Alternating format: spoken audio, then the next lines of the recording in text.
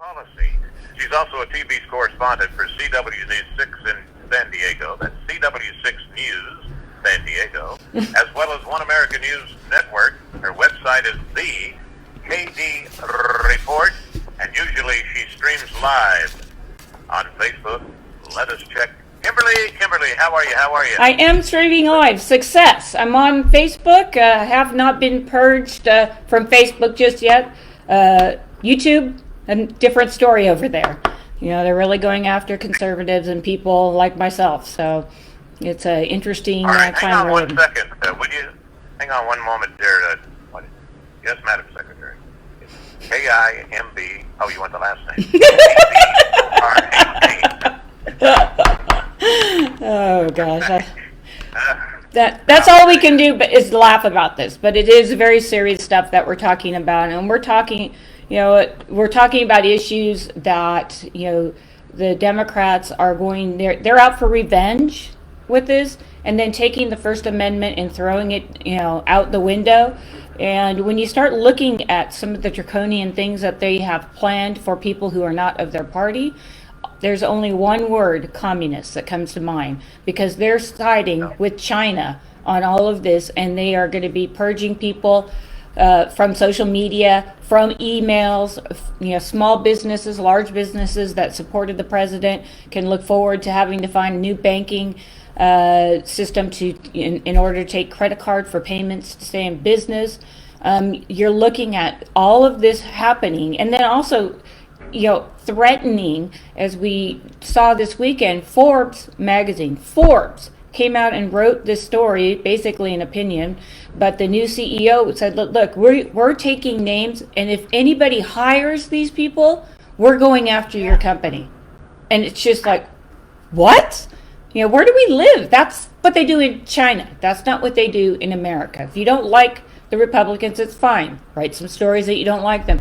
But trying to have people not be able to be gainfully employed on this is just ludicrous. And then also over the weekend, Simon & Schuster went after Josh Hawley, and he had a book that's already signed, and he's already signed off on it, that was going to come out in the next couple of months. And they said, sorry, we don't think that we don't want your business here. So you're looking at the silencing of the right over a riot that got out of control at the Capitol, and it wasn't the majority of people out there doing this. And so the president, said, let's peacefully march, and as patriots, we're going to peacefully march. So I think patriot definitely is probably the new, tag word for them to go ahead and just delete everything there is on the internet and shun anybody who thinks that it's a good idea to peacefully march down to the Capitol.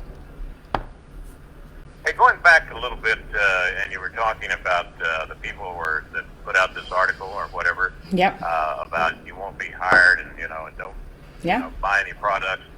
Did you mention what company was that again? Did you say Forbes? Steve Forbes? Yeah. Here's the thing, yeah. Kimberly.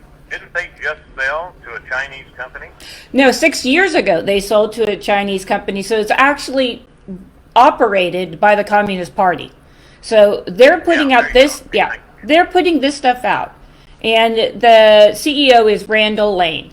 And he's just doing probably what China has told him to do on this front. But to go out and target people and tell people like Kellyanne Conway or some of the other press secretaries out there, Spicer, whatever, that they are not allowed to have a job. They just need to go home. And I'm sorry, Kaylee, you've been really good up there on the podium, but you know what? You need to go home. I know you've got small children you got to take care of, but you know what? You don't deserve to be employed by anyone in this country. How does that happen in this country? Well, and I think the other thing is we had a little bit of hope before the Georgia election, Yeah. Because it wasn't going to be complete Democrat control of the United States of America, but now they've, Yep. What are you going to? You're going to have, 5 Democrats that are going to go against them. Yeah. And they'll say, oh yeah, well, good luck. Guess what? AO, do you have any other friends that would like to come in and sit in a couple of these chairs?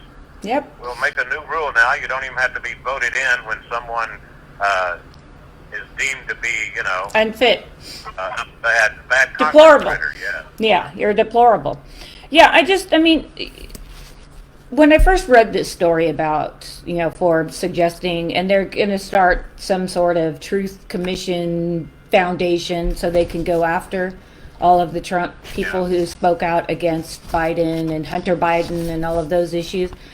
When I got to the bottom, I was just like, no, this isn't Forbes. This is not Forbes. I mean, it's an economy. That's what their bread and butter is. They're looking at the economics and the issues of economics and the impact of economics on the average citizen. And when you read this, you're just like, no, this is not Forbes. And then, of course, you read down further and you find out that, look, this indeed is what's coming out. The Democrats are in full revenge mode. I mean, it's 9 days until the president walks out of the White House, and they want to impeach him. I mean, is that helping people in the Midwest who need a job so they don't lose their houses? Is that what Nancy Pelosi really thinks is on the mind of these people who are suffering under the COVID pandemic? And on top of that, they're forcing businesses to remain closed. So they're putting people out of business. Their jobs are dwindling away, and they want to try to impeach Trump again. I mean, it's such a ludicrous thing that they're doing. And, I certainly hope the majority of the Americans can look at this and go, really? That's important? How about making sure we can open our businesses and hire people? That's what people are interested in. Not your revenge against the president because you didn't like him and he wasn't a swamp creature. So, you definitely got him out of office and he's going. 9 days from now, he'll be going. So I don't understand why they're doing this. Yeah, and it would take another probably 2 years to get the impeachment over with. Well, not now because of, the majority they have. But I wonder, do you think that the Dems are afraid to speak up and say, hold it just a minute, we said we wanted, some free stuff, free college, and higher wages or whatever, free this, free that, but we didn't say we need to go and you think they're building gallows? Will that be part of the swearing-in ceremony? I think that they're under the assumption that because they won the election down in Georgia, that they have free reign. And what's the best way to silence everybody from moving forward, or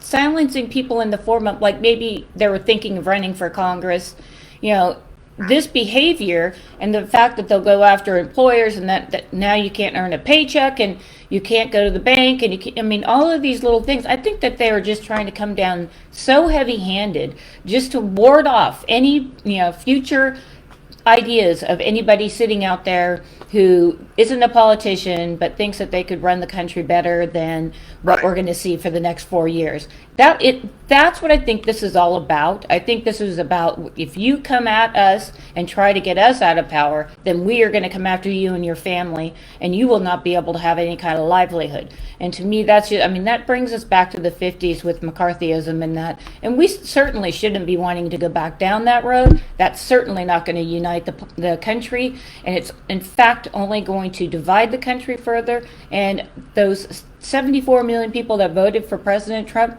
will get together, they will form a Tea Party-like organization, and they will push ahead. And their organization will have Democrats as well as Republicans in it, because they're not doing the business of the people and going after President Trump. He lost, he's basically leaving, but going after him on an impeachment and taking all the time to write it up and put all of their thoughts together on paper. What are they doing about COVID? What are they doing? Nothing. See, that was the whole thing about, he didn't handle COVID correctly.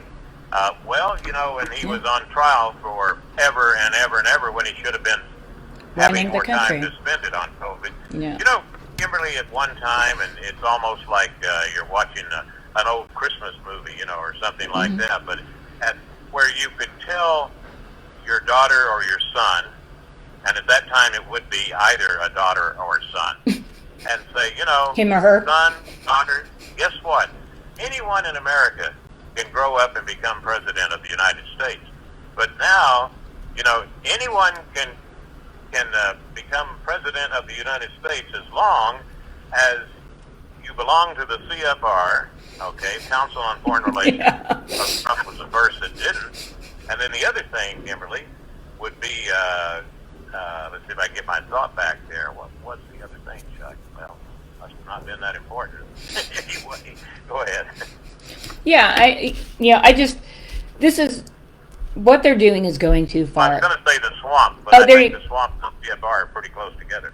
Yeah, they are hand in hand. So they've got a lot of time to make up for, because for 4 years they haven't been able to do much of what they usually do. So they're excited. So they're going to ensure that anybody that rises up and speaks out against them, that forget it. It's not going to happen. And it also reminds me too of when President Obama took office, and he decided that the first thing on the table for him would be health care.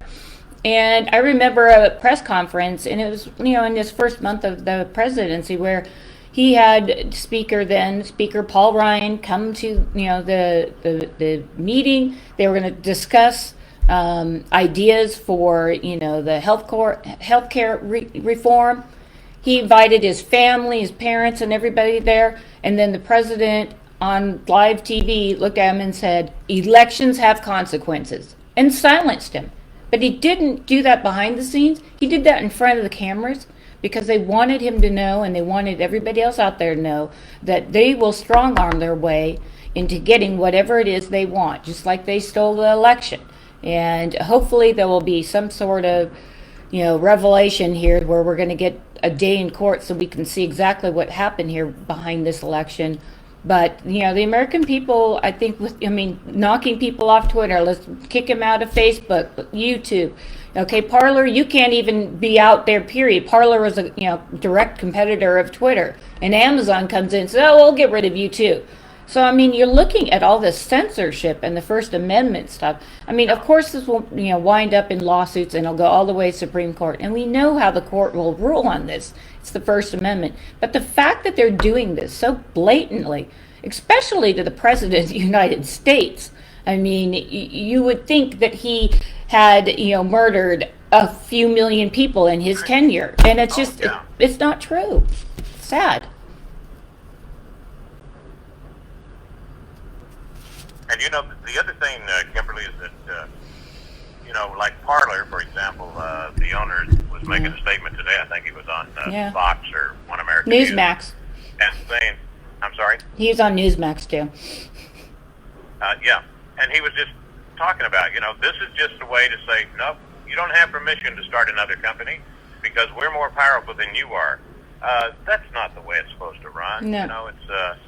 But you mentioned the Supreme Court. See, I'm a little worried about them too. We may have the majority when it comes to conservatives, but I think the voter fraud thing, they should have looked into it. Yeah, and they may still, that cases may still get there. And I've talked to a lot of different constitutional attorneys on this front. They said the court they didn't want to be the person who made the decision about the election. So they shoved things back, and they sent things back down to lower courts and whatnot. And most likely what we'll see is that the cases that have been brought up by people within the administration close to the president, they will bubble up. They'll go to the Supreme Court. Eventually the Supreme Court will go, "Oh my gosh, we didn't know this. Wow, really tough stuff. So we're going to have to send this back to the courts, and now you're going to have to figure out a different way to vote than using those machines." And and it's too late to get rid of Biden and Harris and the whole crew, because the election was 6 months ago. So they're already in their thing. So better luck next time. That's what they're going to do.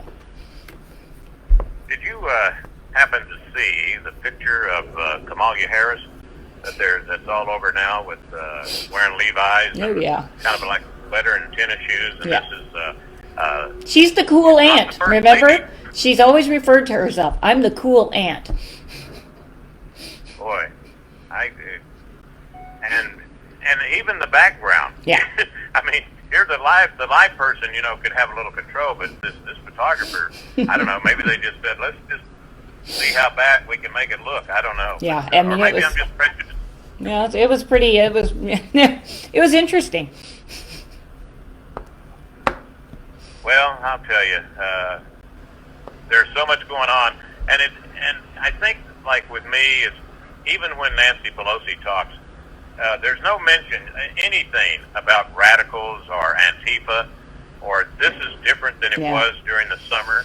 Yeah. You know, it's just Trump supporters. It's like every one of them, from A to Z, you know, we're all wearing a MAGA hat or something. But, you know, I can't remember who it is now, but it might have been you when we were talking last week, that they actually had ads telling these people, go out and buy as much Trump apparel that you can get.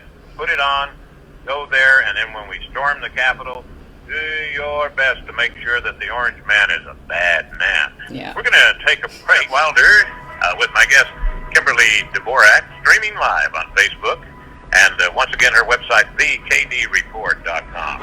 You know, and as you mentioned at the top of the thing today is, you know, all of this kickback on people that had anything to do with the Trump or the Trump administration.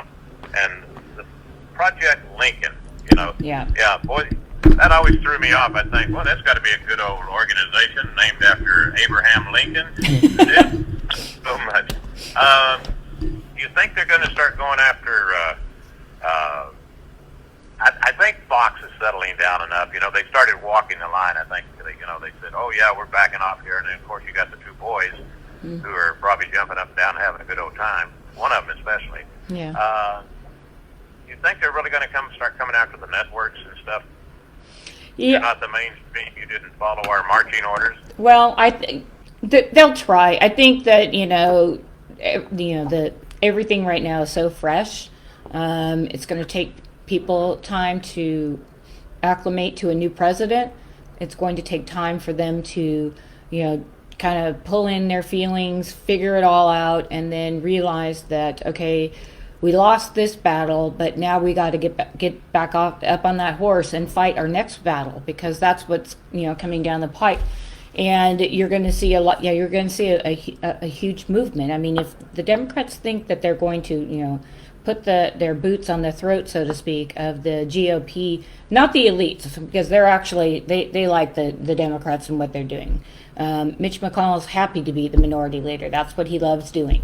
But you know, for the other Republicans who just came into office, and those who maybe came in on the Tea Party movement before them, you know, they're going to have a lot of backlash and pressure from actual constituents, because these people at the end of the day, they have to, in essence, honor, you know, what their constituents want, because 2022 is going to be right around the corner. 18 months less than that, they'll probably start campaigning, and you know, it's going to be up to Tea Party movement, other organizations to go in and invest, primary people that, you know, aren't sitting, you know, that have gone against, you know, President Trump, maybe. Because the one thing Nancy Pelosi does, and she does very well, is she keeps her people in order. She cracks the whip on them.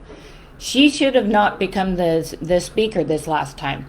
She had so many, you know, such a small margin of votes. She kept everybody together.